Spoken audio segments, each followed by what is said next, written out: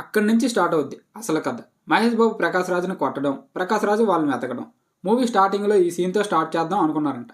ప్రకాష్ రాజు భూమికిని తీసుకెళ్ళినప్పుడు మహేష్ బాబు కొడితే కర్నూలు వచ్చి ఊబుల్ రెడ్డినే కొట్టాడు అంటే ఆడు ఖచ్చితంగా కర్నూలుడు మాత్రం కాదురా అని చెప్పిన తర్వాత ఫ్లాష్ బ్యాక్ అంటే మహేష్ బాబు గురించి చూపిద్దాం అనుకున్నారంట.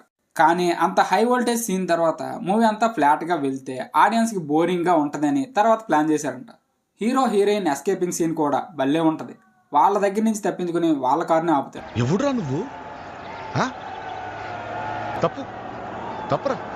మొత్తం వందలాది మంది వస్తారు. ఇంకా అయిపోయింది మహేష్ బాబు పని, ఛాన్సే లేదు అనుకుంటాం. అక్కడ ప్రకాష్ రాజ్కి హీరోయిన్ మీద ఉన్న ప్రేమను యూజ్ చేసుకుని తప్పించుకోవడం మైండ్ బ్లోయింగ్. అసలు అంతకన్నా గొప్ప ప్రేమికుడు ఇంకెవరుంటారు సార్? నాతో చెప్తే చెప్పావు కానీ ఎవరితో చెప్పకు, ఎవరు నమ్మరు. మూవీ అంతా అలా ఇంట్రెస్టింగ్గా జరుగుతుంది. హీరోయిన్కి తెలియకుండానే హీరో మీద ప్రేమ పెంచుకుంటుంది. హీరోకి కూడా తన మీద లవ్ ఉంటుంది, కానీ అది అతనికి కూడా తెలియదు.